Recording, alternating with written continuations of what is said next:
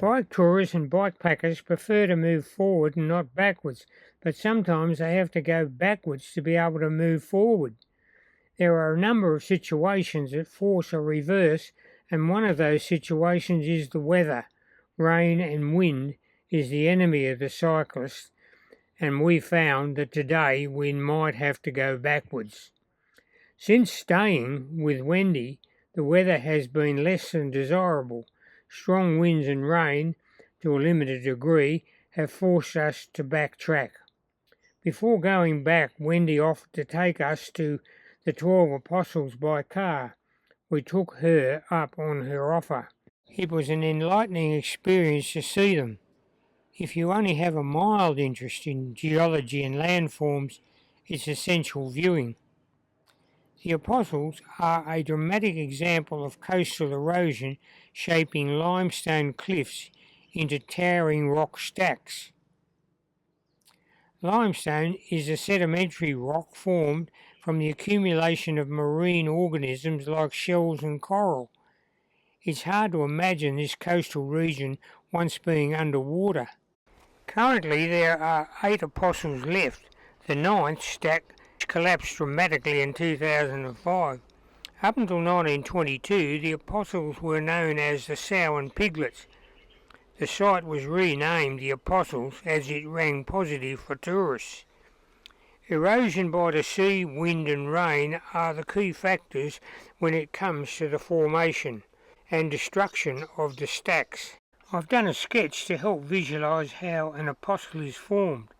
Note 1, bottom left, suggests the crack is formed in the cliff face due to wave action. And then, from the crack, a small cave develops. It develops to a larger cave. Number 4, the crack breaks through the headland, and then eventually, note 5, arch collapses to form a stack, like this one here. This stack is at the mercy of the waves, and it will eventually fall to form a stump. And of interest is the colours of the Apostles. The distinctive yellow is due to calcium content that has been stained with minute amounts of iron oxide, and the grey soils are grey due to their high concentration of clay minerals and organic materials. The Apostles are a geological oddity, and we were pleased we saw them, albeit it was an overcast, windy day. After the Apostles, we drove about 3 kilometres to Lockhart Gorge. The gorge was named after the English clipper that ran aground nearby in 1878 with 54 passengers and crew aboard. The Lockhart was at the end of the 3-month voyage from England. Of the 54 aboard, only 2 people survived. Sam, the ship's apprentice, clung to an upturned lifeboat, and Eva, a 19-year-old, clung to some wreckage. Tom came ashore in the gorge, and once on terra firma he heard cries from Eva, and he re-entered the water and saved her. He was hailed as a national hero. After the gorge, Wendy took us on a cook's tour of the region. We followed the Jellybrand River to where it flowed into a vast estuarine wetland. The wetlands in the past was called a reed bed, but it has been cleared of reeds over the years to make way for grazing. I think I would prefer birds to cows, but that's how it is. Another attraction today was to climb the top of a hill overlooking Apollo Bay. It was worth the effort as we were able to get a bird's eye view of the surrounding countryside. While staying with Wendy, we entertained ourselves by wandering the beach and making observations. The sea-worn textures of the foreshore sandstone were fascinating, as was the kelp washed ashore. Whenever I get a chance to be creative with the products of nature, I do it. I made a kelp bowl. All you have to do is get a sheet of soft kelp and mould it into the shape you want.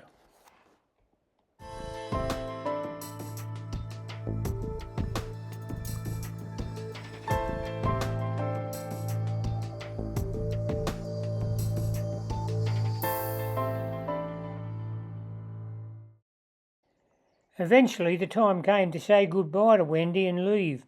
This morning it was windy, so there was no doubt we made the right choice to return along the Great Ocean Road.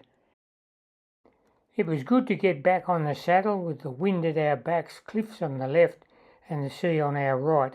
One of the joys of bikepacking is you never know where you're going to stay the night. Whilst at Wendy, I made a sign and attached it to the rear of my bike. The sign suggested that couch surfers and warm shower hosts should say hello. It worked a treat, as several people offered us a bed and some people came to us simply to say hello. A boarding 41. Oh, is that a young'un? Well done.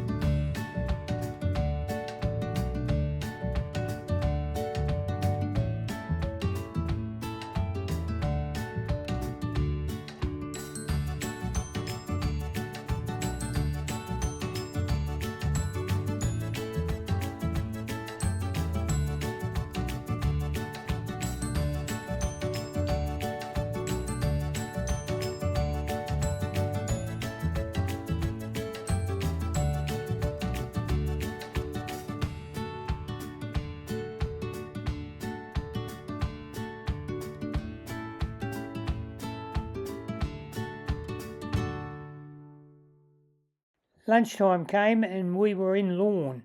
We had no choice but to ride the main street, which put us in a car dooring situation.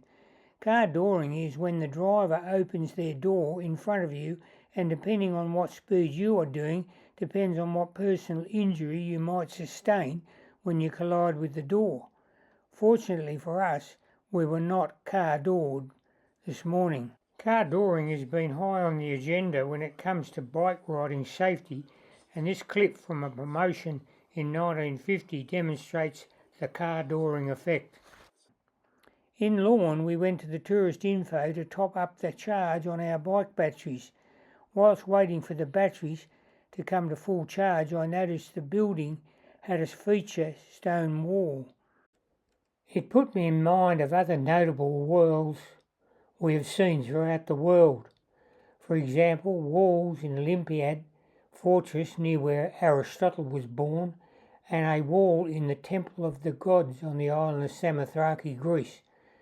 The Temple of the Gods was where the now popular clothing logo came from. Nicky was taken from the Temple of Gods by the French in the mid-1800s to Paris, where it's on show. The Greeks, by the way, want her back.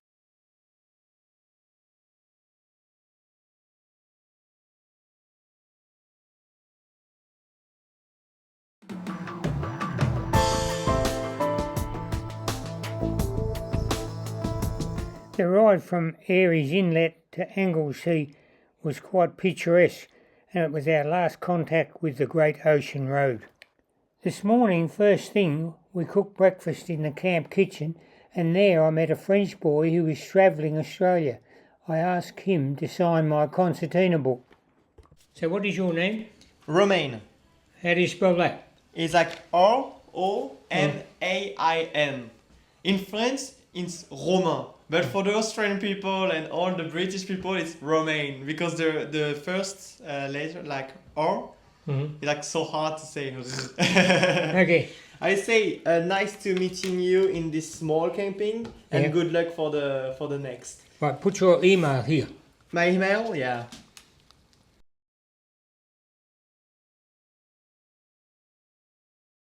That caravan park was the best caravan park I've ever stayed in. It had some really good features. It had a big chess set for kids, had an open campfire, we had a grassy spot, and the lady, the reception lady, the Greek, she was so friendly. And it didn't cost the earth, it didn't cost an arm and a leg. Fantastic. The origin of the phrase, it cost an arm and a leg, goes back to days when portrait painting was popular. If you wanted your arms, or maybe a leg or a foot included in the painting, the artist charged more. So we're on the road again.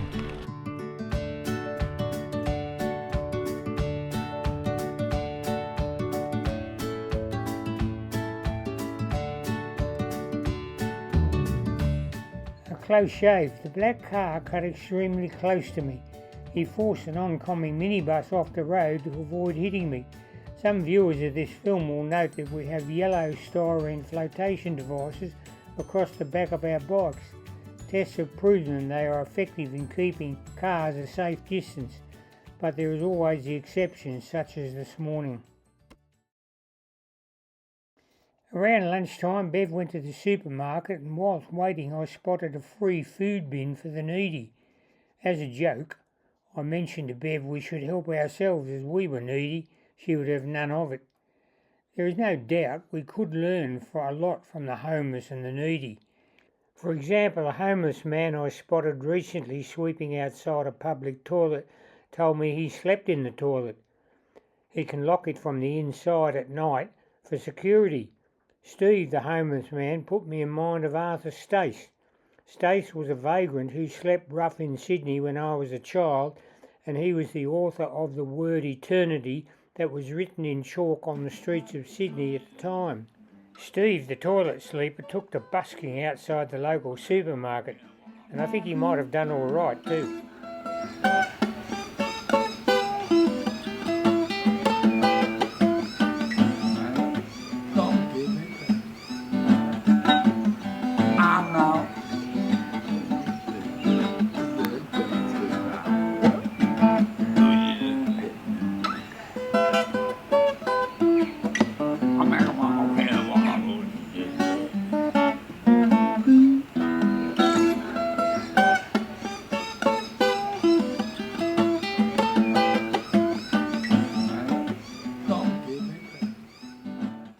At day's end, we were in Anglesea Caravan Park. No couch surfers or warm shower hosts had come out of the woodwork today, except for a young lad who invited us to stay, but he lived in Torquay, the wrong direction for us. The caravan park was a rip-off. They charged $76 for a tent site, and then we were told there was no charging of electric scooters or e-bikes. Under the cover of darkness, I charged our bike batteries. Also, there were no cooking utensils, not a pot, pan or any cutlery in the camp kitchen.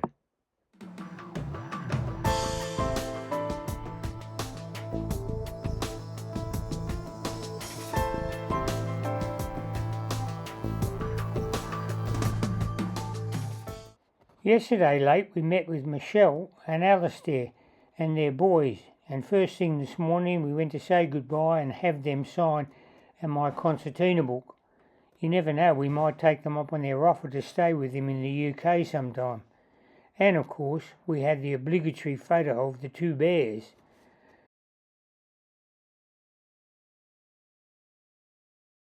The sign said go left, and we did, and we were soon riding in Utopia.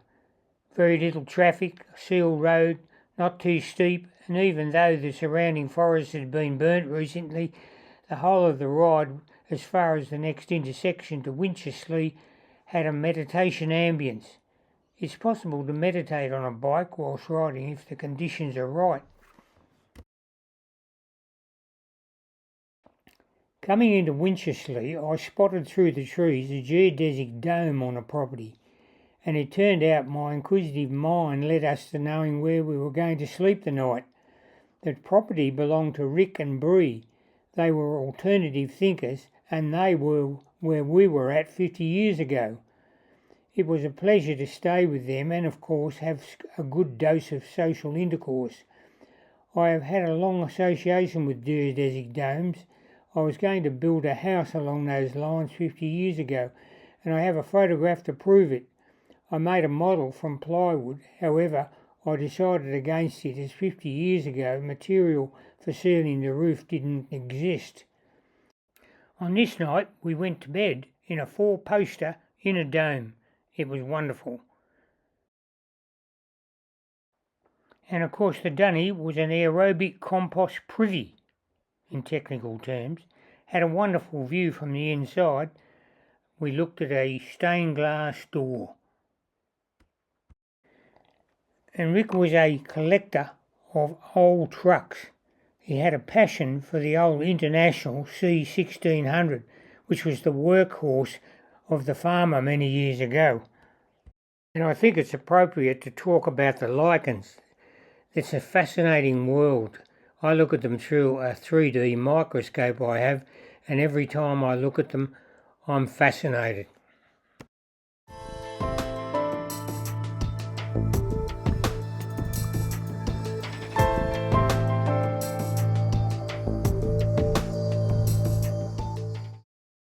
Birregurra is just a dot on the map. However, we had to say goodbye to our alternative thinkers, and one thing that I do when I get on really well with somebody is touch the fingers together.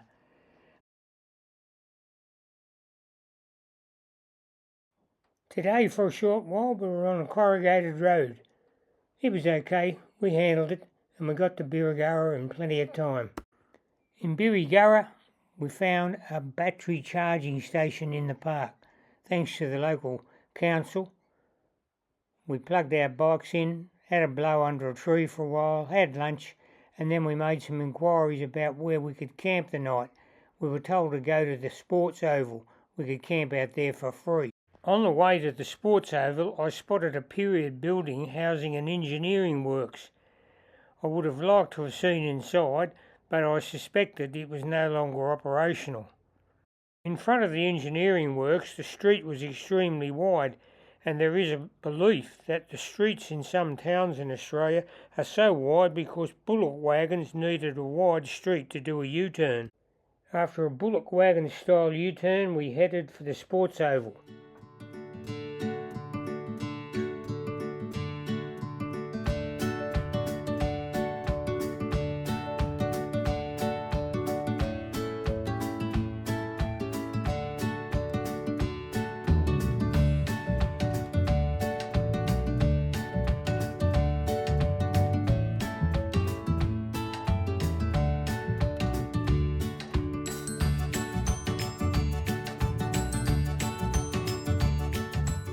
I reckon we might be better setting up the tent over here in the shade, or even in the cricket pitch nets.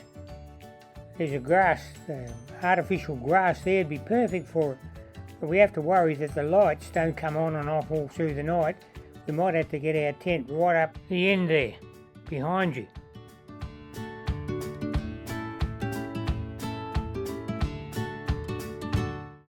It was a good camp.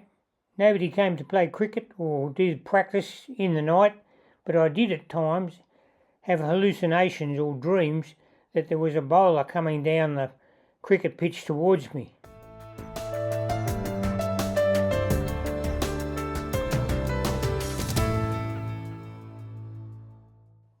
We stayed on the dairy farm for a few days, and the owner, Robin, is the auntie of Bree of the Domes fame camp.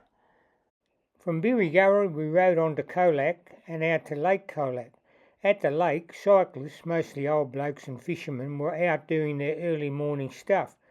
One old man did a daily ride on a vintage bike. It was a beauty and he was very proud of it. From the lake we headed for the dairy farm. Bree at the Domes rang through ahead and arranged for her auntie to have a stay. Bree's auntie, Robin, was a perfect host. We were photographing a stone wall and she came to us in her car and suggested we had the choice of two houses in which to stay, one with dogs, where she lived, or the second without the dogs. We chose the second. The house sat on the edge of Lake Corangamite, a terminal salt lake. On the farm, up to 600 cows are normally milked, but due to the drought there are no milkers on the place. Staying on the farm was a pleasure for us, and we really do thank Robin for the hospitality. In the gardens of the house in which we stayed was a Phoenix canariensis, Canary Island palm. They are common street tree in Australia. I have to say they are not my favourite, but they do have an historical lean, and that is landowners who lost a relative in World War One were given a palm to plant. The palm in the garden was one of them.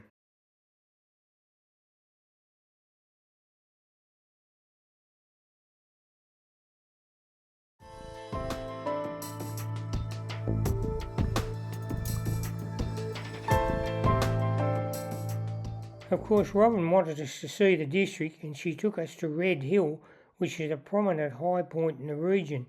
Red Hill is part of a series of inactive volcanoes, and to get up on a high point and survey the country was the highlight of our visit. It's obvious why it's called Red Hill. The view across the Lake Warrnambool was impressive. In front of us was a small crater lake. It was part of a very complex series of crater lakes and maars. A maar is a low-relief volcanic crater. The maars fill with water occasionally, as is the one here today. The volcanic activity around Red Hill and Lake Warrnambool happened around 6,000 years ago, which in geological time is not that long ago. Up on the hill today it was blowing a gale, and the wind was exacerbating the drought conditions of the region. The ferocity of the drought was reflected in the dryness of the country. It put me in mind of the drought we had in our region where we live in 2019. It was devastating.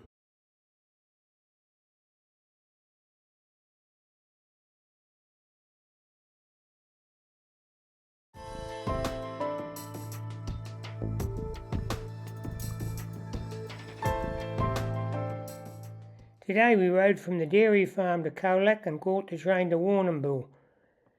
Along the way I noticed there were lots of pieces of plastic caught in barbed wire fences, and I soon realised where the plastic was coming from.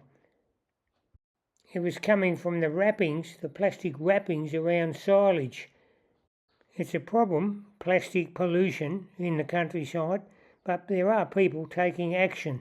There's community groups collecting the wrappings for recycling, but the problem is it's got stones and dirt in it, which makes it a problem with recycling.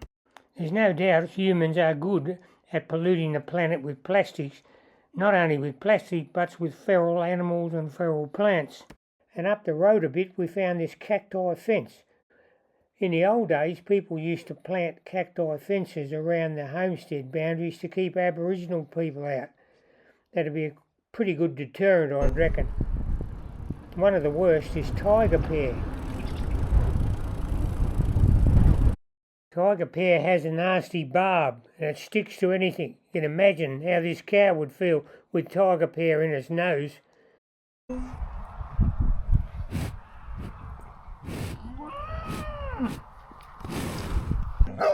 Dogs and tiger pear don't mix either. I suppose it's okay if a dog barks and wags its tail at you, so we're in no danger.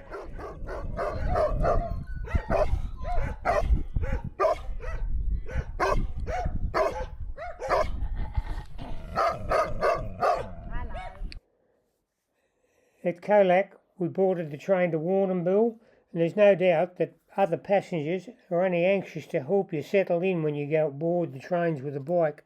This girl helped us get on and settle our bikes, and when we arrived at Warrnambool, this bloke grabbed my bike and walked it off for me. And don't you love this? A power point at Warrnambool station for charging e-bikes. On that rather pleasant note, I'm calling an end to this film. That's it, folks. See you in the next one. If you'd like to read more about our travels all over the world, go to our WordPress blog. The address is www.tbeartravels.com. We've been keeping the blog since 2012.